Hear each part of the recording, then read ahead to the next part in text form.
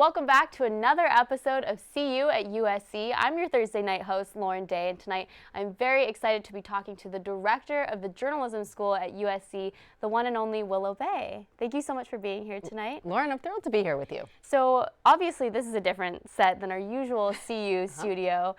Tell me a little bit about where we're sitting right now. Well, first of all, thank you for coming to Annenberg and coming to the Les Moonves Julie Chen and CBS Media Center. We're sitting here in this glorious broadcast studio, one of two here in the Media Center. I call the Media Center a combination of newsroom, classroom, and incubator, a place to pioneer new ways to tell stories and new ways to engage with audiences. What can students do here in the Media Center? What can't they do here in the Media Center? Ooh, that's the better question. Yeah. So we have radio facilities. So we do radio programs, we do podcasts. We have broadcast facilities, we have digital video. We use emerging technologies. There's a whole group pioneering virtual reality programming. We have a group called the Jedi. I wish I could tell you Jedi technically stands for journalism emerging digital innovation, but you may know this. The truth of it is they just wanted to call themselves Jedi. It's a good name. It really is our emerging technologies group. So some of the things that they do besides VR is native content for social platforms. So they'll do our Facebook videos, or we've been doing a lot of Facebook Live. We're just starting to pioneer with that. And in fact, it is so new that we were actually using it yesterday. Ariana Huffington came in, and our students were doing both a radio and video interviews with her at the same time, but they were also Facebook Living it, if that's even a verb, to Facebook Live something. It will be. But exactly. But the audio isn't quite right on Facebook Live yet, and so the New York Times is wrestling with how to get the audio right. Facebook's wrestling with how to get the audio right, and frankly, so are Annenberg students and faculty. We are that far out in front. We are really pushing the edge of what it means to be communications professionals, public relations, journalism, communications students, but professionals. Right. That's awesome just to see the kind of opportunities here at Annenberg that students get. Now, you've had a very successful journalism career, but you started as a model. When did that all start for you? So I wanted to be a reporter when I was a teenager. And I went in for an interview that my dad set up, because in those days that's how you got internships, at 17 magazine. And it was summertime, and I met with the editor, and I said, look, I really want to be a reporter. I think it would be really fun to work in fashion. And when I was that age, I was 15 years old, 17 magazine was the Bible. You didn't have the vast array of media that teenagers have today. There were very few options, and that was it. So I went in, talked to the editor, and she said, great, we're full up this summer. It's middle of the summer, but call me in January and we'll get the application process started for next summer. But in the meantime, we have this fashion shoot coming up next week that we'd like to use you for. So she wrote this information on a piece of paper, and she sent me up the block to Ford Models. And I walked up the block and I signed with Ford Models that day and started a career as a model. And my first job was for 17 magazine. My mother was a model, and it's what got her out of the South and moved to New York and established her with a career and an independent life. And so in my home, that was sort of a normal job. It wasn't particularly glamorous, nor is the job, and it wasn't particularly exotic. And so that was my summer job. And it was my summer job through high school and frankly through college. I went to Penn and then funded my MBA. So I got really sidetracked from this dream of wanting to be a reporter, because while I had one internship at Penn, I was working. So I couldn't go to school, have journalism internships, and work at the same time. And so I gave up the journalism part. But I never really left that dream behind. So after I got out of college, after I graduated from Penn, I didn't have to get a job because I had this career as a model. And at that point I was the spokesperson for the Estee Lauder company. So it was a sizable job with a great sizable salary to go with it. So I had a regular adult life, right, with an apartment and a career. But I thought, I don't feel equipped necessarily for the next phase of my life. And I was really interested in business. So I thought, you know what, I went part-time, and I got an MBA part-time while modeling. While being the face of Estee Lauder? Yep. Wow. Yep, and actually, if you dig in the archives, which they did Aaron Burnett did at CNN, there was an article that Fortune magazine did, and I'm a sidebar. They did it on actually it was when they hired Paulina Poroskova, the model who replaced me, and made a big sort of transition in their marketing strategy. There's a sidebar story of, oh yeah, and there's this model who happens to be studying here at the NYU Stern School of Business, getting her MBA, and there's this funny picture of me kind of in my books, right next to the glamour shots of me in the Estee Lauder ads.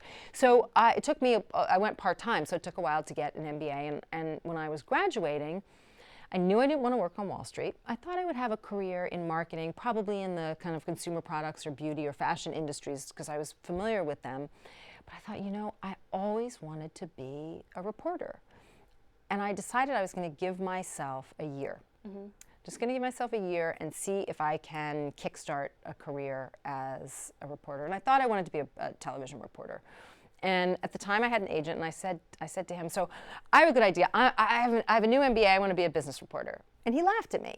Now, remember, it wasn't today where CNBC and Bloomberg and even CNN Money were the presence that they were. It was really a much smaller industry then. He said, nobody's going to hire an ex-model to, you know, do financial news. Even if you do have a newly minted MBA, you should really stick to what you know, because people will hire you in that space. And he was 100% right about that. So I got hired pretty quickly to do kind of ridiculous television assignments. Like I would do fashion segments on shows like, at those days it was Live with Regis and Kathy Lee, or the Geraldo show, or Joan Rivers show, or the morning news shows.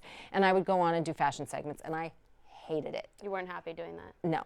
Why did you want to get your MBA in the first place? Why business for you? Because I really have a passion for business. I mean, I really, I've always been interested. I mean, the great thing about an English degree is that I'm a strong writer, right? Yeah. It trains you to be a strong writer and a strong critical thinker. I felt, besides being propelled by my own curiosity about the business world and interest in the business world, I also felt like I needed a credential. I needed the extra knowledge, but I also needed the credential. And actually that turned out to be a great thing. And I'll tell you that story if you ask me later about how my MBA actually got me hired by the NBA, the National Basketball Association. Do you feel like you needed that credential partially because you were a woman trying to get into financial reporting? Did that have any factor? I thought I needed the credential because I was an ex-model with an English degree. And I thought, you know, I know what my capabilities are, but I could probably use an extra, not just credential, but the knowledge and confidence that comes with that knowledge to really, you know, to really help jumpstart a career transition. So what was your first job in the news industry? I got hired by NBA Inside Stuff, which was in its heyday. It aired on NBC. It was really the first of the sports shows to go behind the scenes and really get to know the players off the court. So it was really player profiles. And it was a really fast-paced, high-energy show. And I was hired by NBA Commissioner David Stern. And David Stern is a lawyer.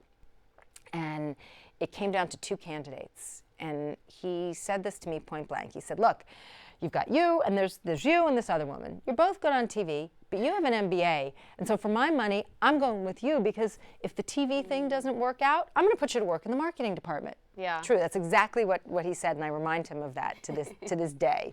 And so I started what was an 8-year stint on NBA Inside Stuff, which I did with my co-host Ahmad Rashad. That's awesome.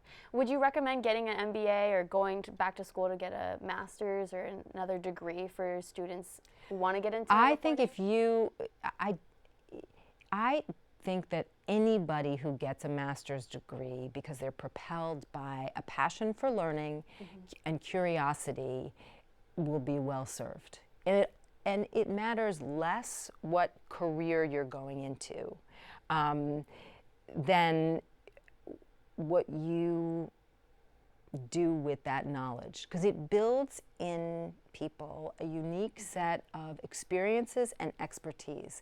And I think particularly today, employers are looking for that differential. And it's not a degree per se, although I thought an MBA was incredibly valuable, but I also think our, MS in journalism is incredibly valuable, or our MA in public relations. Right. But it's the knowledge and skills, of course, that you learn, but it's how it contributes to your unique differential in the marketplace. Mm-hmm. Now, you've also been a correspondent and anchor for many different shows, Today's Show, ABC World News, MSNBC, the list goes on. Of all the jobs you've had, do you have a favorite? I don't have a favorite. I have favorites, different favorites for different reasons. Mm-hmm. The MBA was the most fun I will ever have. I mean, laugh out loud fun. Yeah. It was super high energy and kind of a backstage pass to this world in the era of Michael Jordan and the Bulls championships, right? So, and my first day on the job, like literally my first show, we taped it and had to come back into the studio because Magic Johnson announced that he was HIV positive. Right, so it was a really fascinating era culturally, but also in the sport. So that job, for the pure sort of fun and excitement of it. Moneyline, I will never have a harder, more challenging job than to be co-anchor of a business news show in the height of that tech boom in that era of the late 90s. It was the longest economic expansion that the country had seen at that point. It was the first of now what have been multiple bubbles that we've seen the upswing and then the collapse. But it was an era where you had to dive. It was really when the digital revolution was starting to explode, and you had to dive into new technology every day. I used to say, there were companies whose names I couldn't pronounce, like Akamai and Inktomi, doing technologies that we really hadn't heard of a couple years prior. Right. So, and the array of guests from, presidents to policymakers to politicians to CEOs of every company, big and small, who was trading on the market, and some that were not yet trading on the market. Mm-hmm. It was just a really fascinating, heady array of newsmakers. And then lastly, there have been two shows that I did that I loved, and they're related.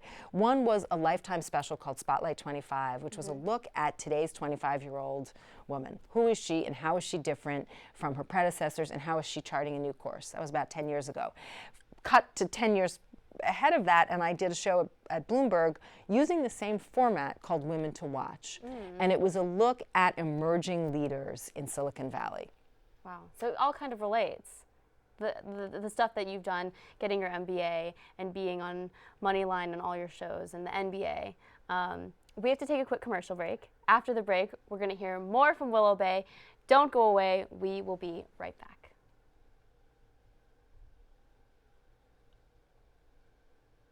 Cool. Did you hit your time cue? Yeah. Yeah, we did. Wow, good. Because I was giving long answers. I know. So if you want me to give shorter answers, I will, but I figured we have 12 minutes. So. Yeah. I mean, it's totally up to you. I've had guests who give yes or no answers, and then you're pulling. Normally I'm super careful because I know that we're on 2-minute segments, or they're in 12 minutes. Okay. Yeah.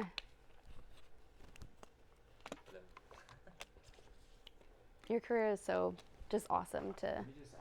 It's crazy. I mean, yeah. By today's standards, people jump around and have, bounce around in different, pivot, in different ways. But in my era, people really didn't do that. Was it hard? Do you think getting your first job, was that difficult for you? Well, my agent's advice was actually the right advice, even though it was sort of horrifying. I'm gonna ask you. Okay.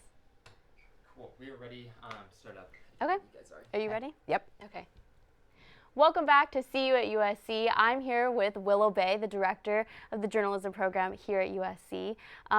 We were just talking about your career, being an anchor and correspondent, and which one was your favorite. I know you just said you didn't really have one.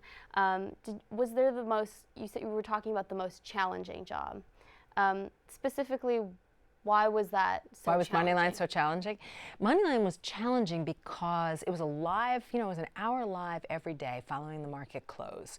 So at a moment in our business history where the markets were exploding. Investors, day traders were flooding the markets. There was just this incredible proliferation of news, information, and interest at the time that, technology was completely taking off. So, the revolution in chips, which now sounds so incredibly old-fashioned, but, every week there was a different kind of chip breakthrough or companies that were emerging. It was the birth of Amazon.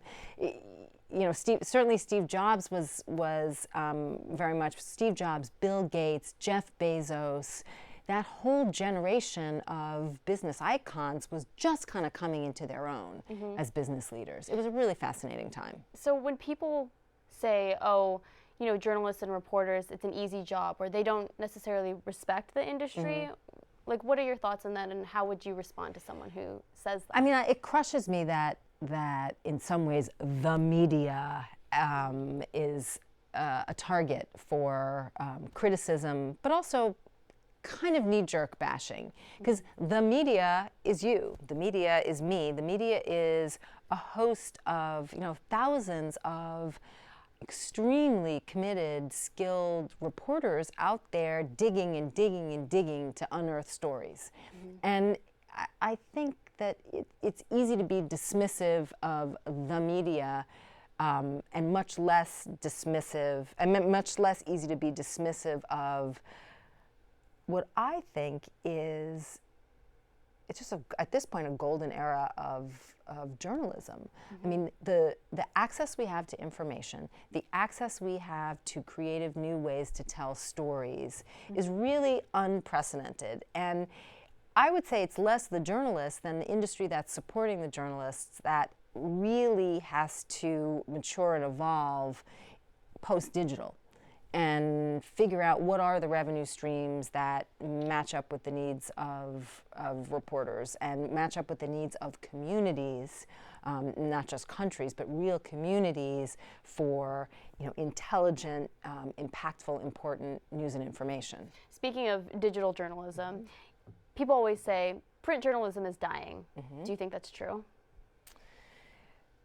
Is print journalism dying? Is the act of writing, right, which is at its heart what print journalism is, right? It is certainly not dying. And I even point to Facebook videos. Well, guess what's on Facebook videos? Writing. Words, right? Words. Pointing out yet again how important the use of words, paired with images in this case, but the use of words carefully selected, rationally strung together to illustrate facts, to give context, are, no matter what the platform. So whether newspapers, continue to exist in the way that they do today is less relevant than the writing and reporting that is at the core of journalism. It doesn't matter what platform. How do you think journalists here at Annenberg can be prepared for this new, I guess you could call it a digital revolution in terms of what's going to be available job-wise out there in the digital journalism field? So one of my goals for students here and for this school is to graduate journalists who really can lead this industry forward for themselves. Because I believe that the values of journalists should be driving this business forward and not the technology. Technologists are our partners, really important partners, but it should be the values of journalism that propel us forward. And I think we equip our students to do that. I think we equip them to see the world very critically, to act and think ethically, to write and report thoroughly, and to be very well versed and fluid with all the technological tools that we have right now, but also be prepared to analyze, evaluate, use, and experiment the ones that are emerging, that are yet to come. And we see that a lot in classes like Robert Hernandez, emerging technologies class. He was the first one to do Google Glass journalism or AR and now VR. And it's less, and I actually think VR is transformative for news, but it's less of a question of, is Google Glass the right thing? Probably not. then, oh, look at this. This is a new tool that we have. How does it work? Let's turn it over. Let's take it apart. How do we deploy that in service of compelling, impactful journalism? How do we use it for that end? And is it any good or is it not any good? If it's not any good, move on, because there'll be another one. And if it is, figure out how do we use it effectively, and then how do we develop best practices around it and share those with others. You might have kind of already answered this in that question, but what do you think separates the journalism program at Annenberg from other programs in the United States? I think a couple things. I think the way we lean into technology really distinguishes us. I mean, obviously this extraordinary facility does as well, and the wow factor. And the wow factor, not just for visitors, but for the students who come in here and have all these extraordinary tools at their disposal, but then have this incredible faculty there guiding them through the development of their fundamental journalism schools. So definitely our facility, definitely our embrace of technology, and I would say lastly, our incredible connections in the industry. I mean, across all of our programs, communications, public relation, and journalism, this place is deeply connected to our industries of practice. You see that in our faculty, you see that in our adjunct, you see that in our guest speakers and all the events that we have here. You see that in the extraordinary relationships we have at companies, you know, big and small, who hire Annenberg students who are our alums or simply, you know, hire out of this school. So I think those three things are really our key advantages. I want to go back to your career a little bit. We didn't even talk about HuffPost, by the way. I know, there's so much. But for you, was there a story that you covered or worked on that was particularly challenging or difficult? There were lots that were particularly challenging or difficult. You know, in some ways, some of the more challenging stories were, when I was at World News, I wound up doing a lot of pieces on kind of health issues. So I did a whole series on ADD and ADHD and children. And that was difficult because it was very much an emerging field of study then. It was just when these diagnoses were beginning to explode, when treatment options were beginning to explode, when we were beginning to question the use of medication, when we were taking a look at behavioral modification, which is incredibly time-intensive and labor-intensive and challenging, but also very effective. And what was challenging about that was to kind of translate all of that into compelling, easy to understand television pieces, right? 2-minute television pieces. So I did a wave of kind of health-related pieces that I think were really challenging to go from the complexity to break it down. to the simplicity. I think definitely the era of my Moneyline era was there were tons of challenging stories, just to be able to keep up and to not get caught up in the breathlessness of that era. And I won't pretend that we didn't get caught up in the breathlessness of that era, but just to be mindful of, as everything was soaring and everything was exploding and the market got higher and higher and higher, to kind of be mindful of there would be a bottom and we would see it. And I actually think that lesson was learned for subsequent generations of journalists. In your experience, when you are talking to a family or people about a sensitive issue, how do you go about approaching that? I think I have a gentler way than some. I think that's just my nature. I kind of go to that place of making people feel at ease, which I think is very effective and appropriate in some situations, and maybe hinders me in other situations, because I instinctively I have empathy. Yeah. And so I think it's really helpful in doing profiles of people. I think it's really helpful in exploring sensitive situations. I think it's really helpful in stories with children, for example. I think sometimes it's a little it's a challenge that I have. It's a attribute that I have to work past in other situations where a tougher edge is required, where a little less empathy perhaps is appropriate. So going forward, we have a bunch of graduating seniors every year. What's your advice to them on landing that first job? Well, I think I think our students don't need a whole lot of advice at landing their first job, because I actually think students at Annenberg have real opportunities and have real choice in terms of their first job. I would say look at your bosses carefully. Think carefully about who you're going to work for and the team that you're going to join, and look at where you think you can contribute, but also look at the environment. And is that the kind of environment in which you think you're going to thrive? Is that the kind of environment that you think you're really going to learn what you need and want to learn going forward? And throw that into the mix of things that you're considering, and actually prioritize that, I think, a little more than people do. Unfortunately, we're running out of time already. I want to ask you a few fun questions. Okay. So if you were an ice cream flavor, what ice cream flavor best represents you? Vanilla. Vanilla. It's got a surprising depth and richness to the basic white on white. What's your spirit animal? My spirit animal? Yeah. Oh my gosh, that one I have no idea what my spirit animal is. I gotta get back to you on that one. Okay. And what's your favorite place that you've traveled to? Wow, Africa's pretty extraordinary a place in all its complexity, I think. I want to go someday. Thank you so much for joining us on this show. I know I probably sit here for another hour and pick spirit animal, though. I gotta go back and figure out my spirit animal. We'll get back to it. Okay, cool. Dog, cat, hippo. No. Okay. Thank you so much for being here. Thank you. You're awesome. Thank you for tuning in. Be sure to catch See You at USC every weeknight at 6:30 right here on Trojan Vision. That was a great interview. I loved your answer.